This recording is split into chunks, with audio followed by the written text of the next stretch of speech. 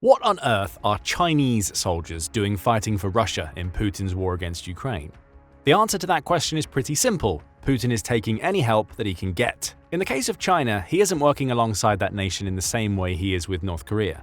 But when Chinese mercenaries are willing to take his rubles to fight in Ukraine, Russia's leader isn't going to let that opportunity pass him by. But those Chinese mercenaries are running into some major problems. You may have already heard exactly how devastating Putin's meat grinder approach to his special military operation in Ukraine has been for his own people. Ukraine says it can claim to have killed or injured at least 780,000 Russian troops, and it's adding to that number at a rate of over 1,000 per day, with some reports stating Russia is losing 1,200 soldiers every 24 hours. So what's the problem for the Chinese mercenaries? They're being fed into that very meat grinder, and those who have survived have a lot to say about it. Over the last few months, several of these mercenaries have exposed the brutal conditions to which Putin subjects them, and in this video we're going to uncover exactly how Putin treats his Chinese soldiers, straight from the mouths of those who have managed to survive the Ukraine meat grinder long enough to talk. We start with the report. In early October 2024, Newsweek published a piece in which it reported on the fates of several Chinese mercenaries who'd gotten themselves tied up in the Ukraine war. Those mercenaries were among the thousands of non-Russian soldiers Putin has bought the services of since he started his special military operation, and they'd suffered the same fate as many tens of thousands who'd came before them. The mercenaries were dead. An X account named PSO1, which seems to exist to honor fallen Russian soldiers, revealed the fates of the mercenaries in a post, reading, "The Ukrainian armed forces have killed 2 Chinese mercenaries, according to Russian channels." Below that lay a link to a Telegram video, through which we learn that the mercenaries were given funny little nicknames of Sprite and Cola. "The guys from China, good guys, great fighters, died," the post read, alongside pictures of the pair. Neither Russia nor China's foreign ministries responded to Newsweek's questions about the social media posts, suggesting neither wants to admit that there are Chinese fighters in Ukraine. But there's plenty of evidence to suggest that Russia is using foreign mercenaries in its war with Ukraine. Back in November 2022, a Taiwanese combatant named Seng Sheng-guang was the first person from any East Asian country to die in Putin's war. He would be far from the last of the thousands believed to have shipped themselves over to Russia in search of money Putin offers to bolster his flagging domestic forces. For its part, China doesn't want to admit that anybody who could be linked to its military is fighting in Ukraine. Doing so would make it troublesome to maintain the supposedly neutral stance it's taken since the beginning of the conflict. Granted, this is a country that's happily sent many dual-purpose products to Russia, knowing that its military would likely use those products to build or maintain its weapons. But it hasn't sent soldiers, and Beijing doesn't want to come under any criticism for appearing to support Russia militarily when it claims it's doing no such thing. And to be fair to China, it isn't. The 2 dead Chinese soldiers were mercenaries. Taken in isolation, this may seem like a sad case of 2 soldiers chasing money only to be killed on the Ukrainian battlefield. Sad for the mercenaries and their families, but there's no suggestion of brutality or mistreatment by Putin's regime in Newsweek's story. But that may simply be because the 2 mercenaries died before they got the chance to share their stories. We can't say the same for the slew of other Chinese fighters who are just now coming to light to tell us how they, and likely these 2 dead mercenaries, are really being treated by Russia. On October 22, 2024, just 20 days after the news of the deaths of these 2 Chinese mercenaries emerged, the China Observer published an interesting video. It claimed to have evidence that 153 Chinese mercenaries had been used as cannon fodder for Putin's war against Ukraine. Some fled, and those that ran soon found Russian soldiers weren't going to let them get away, as they gave chase to push those mercenaries to Putin's seemingly everlasting meat grinder. The video featured footage of Chinese soldiers fighting in Ukraine, describing the conditions Putin's war placed them in. "A lot of fans have been asking me about joining the Russian military as a mercenary," one fighter claims. "So let me explain. Listen, if you're still able to make a living back in China, don't come here to be a mercenary. Being a mercenary means your life is basically over, with the war being this intense." The soldier continues, "Coming here makes you a target, plain and simple. They might offer you 20,000 yuan a month, but there's no guarantee you'll make it back alive. Once you're on the front line, the chances of surviving are slim." Putin's tactic for attracting his Chinese soldiers is made clear. He flashes some cash at the mercenaries in the hope that the money will blind them to the brutal reality of the Ukrainian battlefield. The mercenary suggests that 20,000 yuan per month was his price tag. That amounts to a little over $2,700, a tiny price to pay for the life of a soldier, but still substantially more than the $1,792 per month Forces News says Russia pays as the starting salary for its homegrown soldiers. The video goes on to show several more Chinese mercenaries explaining the conditions to which Putin subjects them. One is taking part in a training session as he shoots a video of himself using his cell phone. He explains that even at the training stage, Russia is lying to its mercenaries. The soldier expected to be walking 5 kilometers, around 3.1 miles, only to find out that he was being forced to add another 1.8 miles on top of that. And that was just the first leg of his trip. The mercenary needed to get back, meaning another 4.9-mile jaunt to camp. And worst of all, it appears the Chinese mercenaries are the only ones being forced to walk. "I see others riding in cars, but we're walking on our own 2 legs, the mercenary complains as he trundles on. "Here, everyone else's training involves rides to and from locations, but we walk." This may seem like a minor issue, given that marching is part of military life, but it's the part about the other soldiers getting rides that reveals Putin's true approach to his Chinese mercenaries. Though he pays them better than many of the Russian soldiers he uses as cannon fodder, he also shows them that he thinks less of them from the very first stages of training. A Russian soldier gets to ride in a car, a Chinese mercenary has to march. The great irony of it all is that the mercenary is part of Russia's mechanized infantry. These are soldiers who are supposed to have armored vehicles, motorbikes, and similar forms of transportation. The Chinese mercenaries aren't getting any of that, with their training appearing to be Russia showing them that they'll march out in the open when they make it to Ukraine. They'll also march while starving. "I'm exhausted, thirsty, and hungry," the Chinese soldier says, adding that he was provided with just a bottle of milk and a chocolate bar to sustain him through his nearly 10-mile march. Perhaps Russia is merely preparing the mercenary for what awaits him on the front lines when he enters Ukraine. After all, there are plenty of reports of Russian soldiers starving in Russia. In December 2023, Business Insider said that some Russians have been found mixing dirty water from the Dnipro River into cans of stewed meat to make their rations last longer. And in September 2024, Forbes reported on Ukrainian soldiers who posed as Russian soldiers to trick a trio of Russians into surrendering after they were found starving in the depths of a trench. Hunger is a reality of Putin's meat grinder war. Perhaps Putin uses these marches to hint at what fighting in his war will really look like. The brutality of Putin's war starts early, it seems.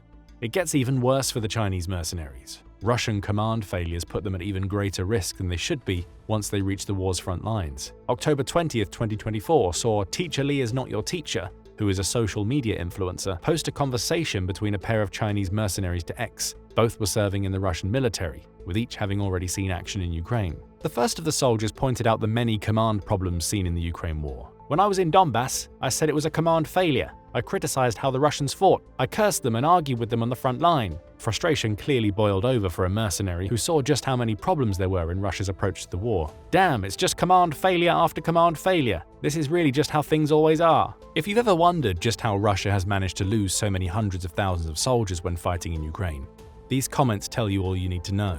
The upper echelons of Russia's military command simply don't care what happens to the soldiers on the ground. Their instructions, assuming they deliver any, are seemingly incomprehensible or otherwise broken. As for the Chinese mercenaries being paid to fight Putin's war, they've woken up to Russia's only real tactic. Who needs a command structure when we have bodies to throw at Ukraine? And to add to all of those things, the Chinese mercenaries on X in the video say Russia is blatantly lying to its fighters in the field. In some places, they don't give compensation at all. They don't compensate for several situations, like they don't compensate for missing persons, says one of the mercenaries. A Chinese mercenary may see joining the Russian military as a good earner, but if they end up going missing on the battlefield, nothing is coming the way of the families they leave behind.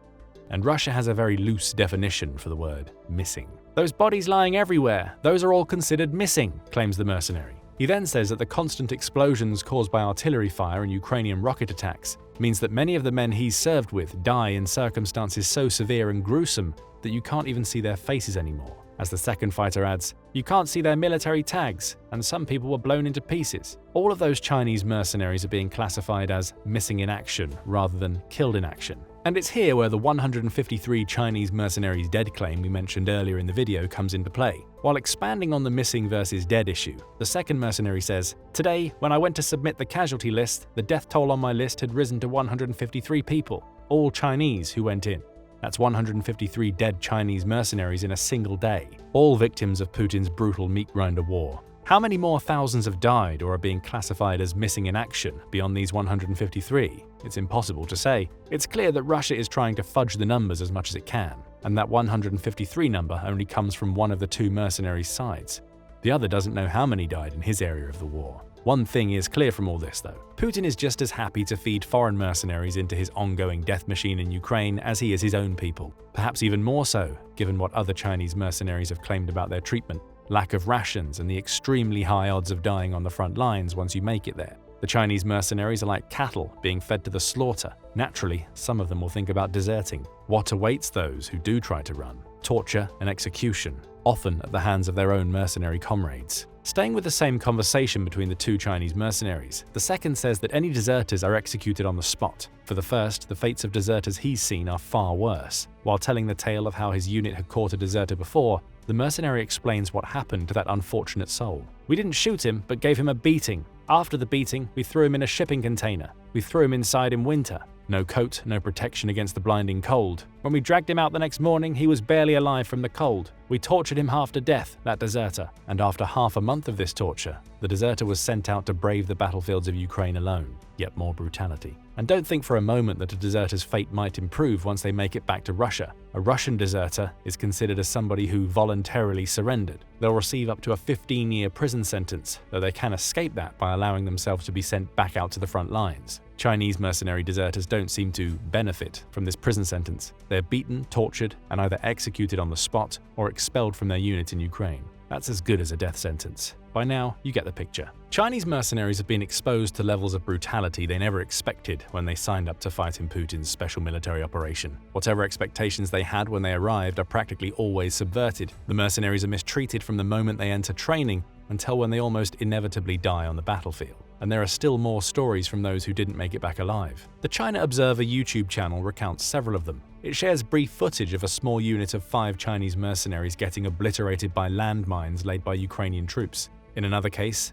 Dim Sum Daily, a Chinese media outlet, reported on a pair of Chinese nationals who had lost their lives in Ukraine in August 2024. The men, one of whom was named Liu Hongwei, had received about a month of basic infantry training from Russia before being assigned to a unit on July 31, 2024. Neither even had any idea what they would be doing in Ukraine until they arrived on the front lines and were told they would be part of an assault team. Again, we see the breakdown in command structures that other mercenaries have mentioned, and the result was inevitable. Both died within days of arriving in Ukraine. It's a story that repeats itself over and over again for the Chinese nationals who've made the mistaken decision to fight for Putin in Ukraine. And while the stories we've shared so far from those who managed to survive long enough to tell their tales already paint a bleak picture of what awaits any Chinese mercenary who signs up, this last survivor lays it all on the line. That man is named Li Jianwei. Li was in Ukraine long before any of the other mercenaries we've discussed in this video, having published a series of videos in which he spoke about the conditions he'd faced so far while fighting in Ukraine back in May 2024. He had served in China's People's Liberation Army for 2 years before he went freelance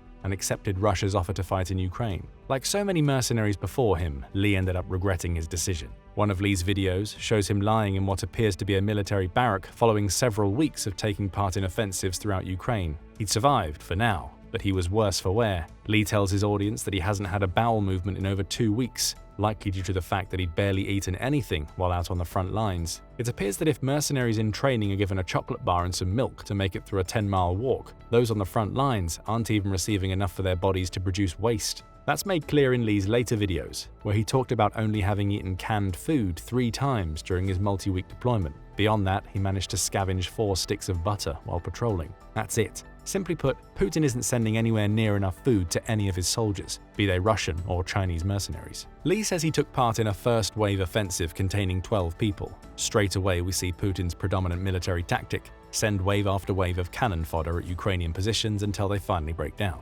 Those tactics have been referred to as meat assaults. The Russians use these units in most cases purely to see where our firing equipment is located and to constantly exhaust our units, Lieutenant Colonel Anton Bayev of Ukraine's National Guard told the BBC in July 2024. Those unfortunate enough to be in these waves are usually killed, with Russia being happy to leave their bodies on the battlefield. Somehow, Li managed to survive being one of the first ones into a fight in this wave-based strategy. Most didn't. Li says the soldiers who fought alongside him lasted an average of between 8 and 10 hours from the moment they entered the battlefield until a Ukrainian bullet or shell killed them. For Li, it was being thrust into urban combat for which he'd never prepared that was the most dangerous thing. He calls this street combat very brutal, before noting that many died due to Putin's ill-conceived meat assaults. Li and his comrades were subjected to attacks by drones, which are capable of dropping bombs or serving as kamikaze units to take out small units of soldiers.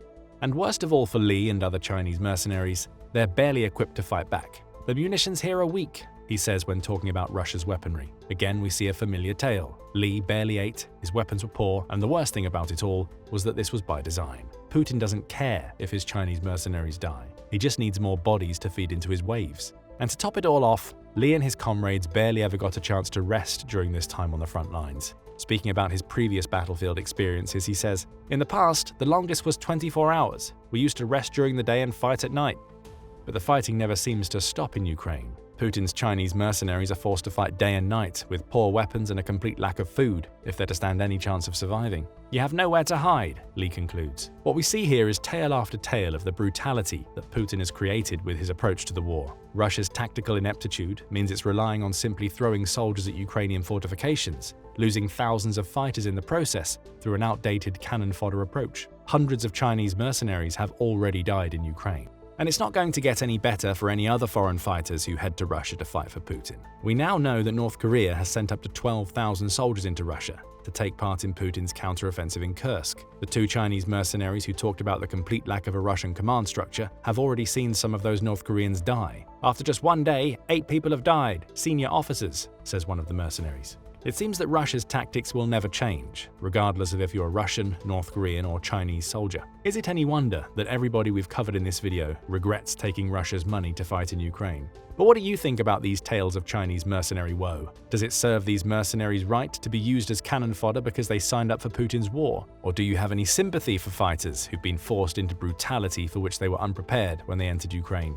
Share your thoughts in the comments, and thank you as always for watching the video. Now go and check out Chinese Soldier Fighting for Russia Exposes Putin's Incompetence, or click this other video instead.